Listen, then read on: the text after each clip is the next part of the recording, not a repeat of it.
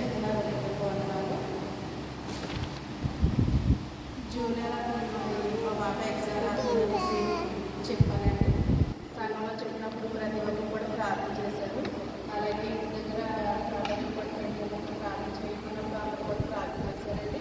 దేవుని మహాకృపను బట్టి మరి 10 మందిలో మా పాప పాస్ అయింది. అమ్మవారు ఓడిపోయి గెలవలేదని కాదు సంవత్సరానికి, కానీ ఈ సంవత్సరం పాస్ అయింది. కానీ మళ్ళీ సంవత్సరానికి పాపని ఆపేస్తున్నాము. ఎందుకంటే డబ్బులు కట్టాలంటే ఇప్పుడు మనకి అమౌంట్ మా దగ్గర లేదు. ఇక డిసెంబర్ నెల వరకు శాంక్షన్ ఉంది. ఈ 6 నెలల్లో 1,50,000 కట్టాలి. జాయిన్ చేస్తే 6 నెలల్లో 1,50,000 కట్టకపోతే మళ్ళీ డిసెంబర్లో ఎగ్జామ్ రాయడానికి అవకాశం ఉంది. దానికోసం మేము సంవత్సరం పాపనే ఆడుతున్నాము. దేవుని కృప మహాకృపను బట్టి వచ్చే సంవత్సరం జనవరిలో జాయిన్ చేస్తామండి. దేవుడు మరి ఆ సమయం వరకు మంచి జ్ఞానం కలిగి దేవుని కృపలో మా కుటుంబంతో కూడా దేవుని కృపలో ఉండాలని, అలాగే మరి అంత చదివించాలంటే మా వాళ్ళు అందరూ, కానీ దేవుడు మరి నాకు మంచి ఆరోగ్యం ఇచ్చి నేను విదేశాలు వెళ్ళడానికి కూడా అవకాశం చూపించింది. మరి వెళ్ళి ఇక్కడ చాలా ఎక్కువ చదువుతుందండి. వెళ్ళి చేయాలన్నా కానీ ధైర్యం కావాలి. దేవుని మీద భారం వేసుకుంటున్నాను. దేవుడు నా పట్ల కార్యం చేసి మరి విదేశం వెళ్ళడానికి కూడా దేవతది మంచి దారి చూపించాలని మీ అందరూ కూడా మీ అందరికీ ప్రార్థన జ్ఞాపకం చేసుకోవడం. అలాగే విదేశాల్లో ఉన్న వాళ్ళు ఇంకా మామూలు చాలా ఎక్కువ వేస్తున్నారు. అందరు కూడా ప్రార్థన చేయండి. మా పాప కోసం ప్రార్థన చేసి మీ అందరికి కూడా మరొకసారి నాకు హృదయపూర్వక వందనాలండి. అలాగే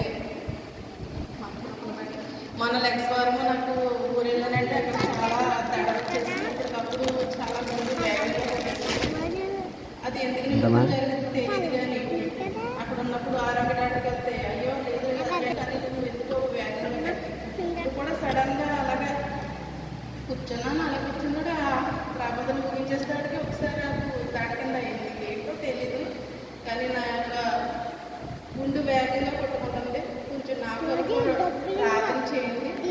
అలాగే దాన్ని నా జగన్ వచ్చారనేసి బాగా రావాలి. అది ఎక్కడ పెట్టాను మర్చిపోయాను. పొద్దున్న నుంచి ఏడుతూనే ఉన్నాను. అంటే పనికి వెళ్ళాను కానీ మనసంతా ఎదులాగా ఉంది. తండ్రినైనా నాకు సైన్ దొరికేయాలి. మొన్న అలాగే చెవులు పెట్టాను కనపడలేదు. కష్టపడుతున్నాను, ఫలితం లేకుండా పోతుందని ఎంతో ఏడ్చుకుంటాను. అదేమో నేను అడిగాను. నేను అనుకున్నాను అయ్యో నాకు యాదో దొరకదేమనేసి నేను పని నుంచి వచ్చి కూడా మరి ఇల్లంతా నెరుక్కున్నప్పుడు కబడ్లో పండుగలో కబడ్లో పెట్టారండి.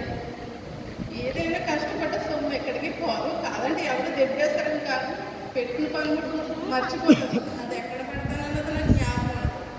దానికోసం చాలా టెన్షన్ పడిపోతాను. ఆ టెన్షన్ వల్ల కూడా చాలా నాకు ముందు వేగంగా పట్టుకుంటుంది. అలాగే నేను అనుకుని స్నానం చేయకుండానే ప్రార్థనకి వెళ్ళాలా మానేయాలా నా సైన్ దొరకలేదు అని నేను ఇంకా అసలు మంచి ఆలోచన నాకు లేదు. నాకు దేవుడు కార్యం చేయలేదు, నా సైన్ దొరకలేదు అనేసి నేను ఆలోచించుకుంటా నేను ప్రార్థన మానేతాను. నాకు సైన్ దొరకలేదు, ప్రార్థన మానేతాను అనుకున్నా ఎంతైనా పోతు ఎంత కష్టపడినా కానీ ఫలితం లేకుండా పోతుంది. నేను ఎందుకు నేను అనేసి మళ్ళీ ఇల్లు నెట్టుకుంటా. తండ్రినైనా దొరకాలనుకున్నప్పుడు సైన్ నేను ఎక్కడ పెట్టానో మర్చిపోయాను. కానీ ఇల్లు అన్నీ నెత్తినప్పుడు క్లాసులు కూడా పైన ఉందండి. దేవుని కృపను బట్టి తండ్రి నన్ను క్షమించి నేను భావించండి. నేను ఎంత పట్ల కార్యం కానీ గుర్తించలేకపోతే నేను ఎంతగానో దుఃఖపడ్డాను. దేవుడు నా పట్ల ఎన్నో కార్యం చేశాడు. నా కొరకు నా బిడ్డ కొరకు ఎన్నో మాకు దాచించండి. గతంలో మాకు పరిస్థితి చాలా కార్యం నన్ను దేవుడు అంతగా ఇచ్చించాడు. ఎన్నో కార్యాలు చేశాడు. చక్కటి గృహం ఇచ్చాడు, చక్కటి బిడ్డలు ఇచ్చాడు. భర్త కూడా తనలు కొంచెం మారితే చాలనుకుంటున్నాను. తను కూడా మారాలని ప్రార్థన చేయండి. అలాగే నాకు చెవులు ఇంకా దొరకలేదు, అడ్డుకోవడం కోసం ప్రార్థన చేయండి. అలాగే చైన్ దొరికింది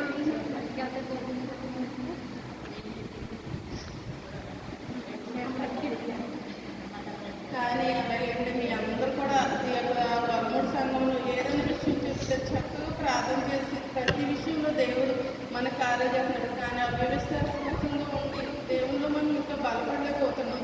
ప్రతి ఒక్కరు కూడా కుటుంబ ప్రార్థన ఉన్నది. దేవుడు ఎన్నో కార్యాలు చేస్తున్నాడు.